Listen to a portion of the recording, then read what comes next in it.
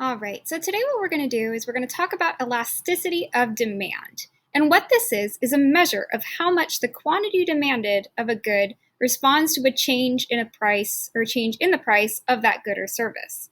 Basically, what this means is how much are consumers going to change their buying habits in response to changes in price? So if the price changes a lot, what are consumers going to do? If the price changes a little, what are consumers going to do? All right, so demand can either be inelastic or elastic. Let's look at inelastic demand first. So demand is inelastic if a change in price causes a smaller percentage change in demand. All right, so what does that mean? In other words, even if the price changes a lot, demand will not change very much. So even if the price doubles or triples, consumers aren't going to change their buying habits. People are still going to want to buy that item, even if it's very expensive. And by the way, you don't need to worry too much about the graph here. There is a way to show on a graph whether demand is inelastic or elastic, but we're not going to worry too much about that. Really, what I need you to worry about is the definition of elasticity as a whole, what it means for demand to be inelastic or elastic, and then what factors might make demand more inelastic or more elastic. All right, so continuing on with inelastic demand, let's look at an example. Insulin, which is what people who have type 1 diabetes or some people with type 2 diabetes use to treat their diabetes, that has inelastic demand. Why is that? So even if the price rises a lot, demand is not going to change very substantially. So you might know, this is something that's been in the news lately, that the price of insulin over the last few decades has absolutely skyrocketed, yet people are still buying the same amount of insulin. We can probably imagine why that is. People need to take insulin in order to survive. There are no cheaper substitutes. There are no alternatives. If you need insulin, you need to take it, no matter what the price is, otherwise you'll get very sick and die. All right, well, on the other hand, so that was inelastic demand. Let's look at elastic demand. So we say that demand is elastic if a change in price causes a bigger percentage change in demand.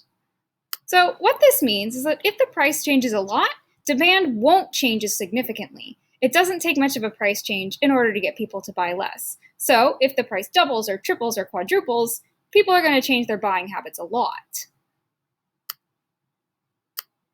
All right, let's take a look at an example.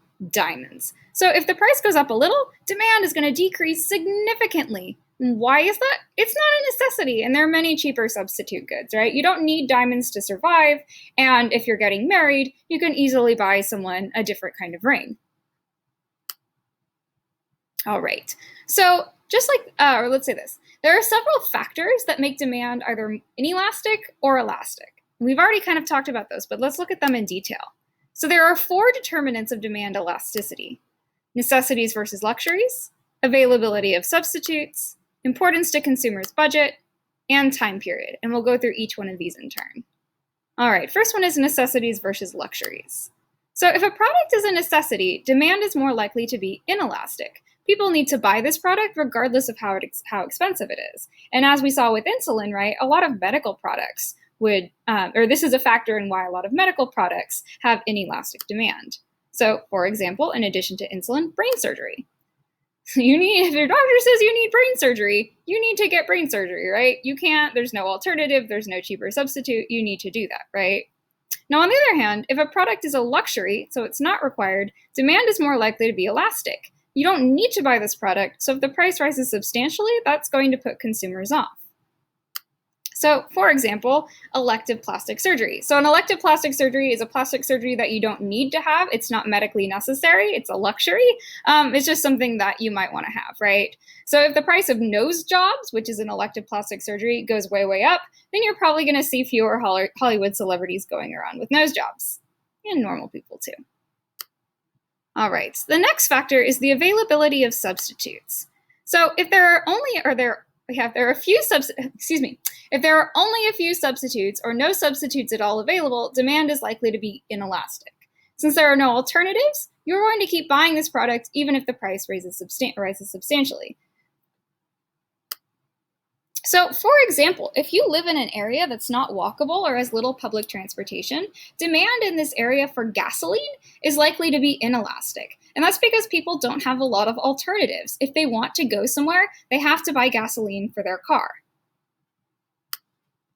However, if there are many substitutes available, demand is more likely to be elastic. If the price rises, people will just go elsewhere and buy the cheaper substitutes. So, for example, a lot of specific brand items, so Dell computers, there are lots of other computers on the market, so people will just buy those instead. So if the price of Dell computers goes way, way up, people are just going to buy Compaqs and Lenovo's and Chromebooks instead, right? All right, next factor is importance to budget. So if the item represents only a very small fraction of the consumer's budget, demand is likely to be inelastic. A relatively large percentage increase in price still doesn't cost consumers that much comparatively, so consumers are still going to buy the item. So think of it, this is for very, very cheap things, typically. So think, for example, salt. So even if the price rises from 5 cents per ounce to 10 cents per ounce, so it doubled in price, that's an enormous percentage change in price, salt is still pretty cheap, and it's a small fraction of most consumers' budgets. When I go to the grocery store, I'm probably not going to notice if the price changed from 5 cents per ounce to 10 cents per ounce, and I'm probably going to still buy the same quantity of that item that I would have had it been cheaper. Because it's not a big part of my budget, doesn't really give me too much of a hit. However, if the item represents a larger part of a consumer's budget, demand is more likely to be elastic because I'm going to notice the impact of that price change, right? It's going to hurt. All right, and then last but not least is time period. So far we've discussed the elasticity of demand in the short run. And what that means is that the short run is a short time period, right? However, in the long run, so over a long course of time, goods tend to become elastic, as consumers and businesses eventually develop alternatives for many goods and services. So, for example, we said earlier that demand for gas is pretty inelastic because there aren't many substitutes, right? So if you live in an area where people have to drive to get anywhere, you're probably not going to change your buying habits of gasoline, even if the price goes way up. I mean, I could speak from personal experience. I don't know about you. Roosevelt not that walkable. However, as we develop more substitutes over a long period of time, like light rail or electric vehicles, consumers will have more alternatives and demand will become more elastic. Another good example of this is healthcare. So one thing you might know is that there are a lot of drugs out there that are crazy expensive. So we mentioned insulin, right? Because there's no alternatives to that. But over time, companies tend to develop either different drugs to treat the same condition, or they'll develop generic drugs. So over time, the price of drugs will get driven down because there are more substitutes available. Just over time, we develop different things that people can do. All right, so that concludes our lesson. Thank you so much for watching.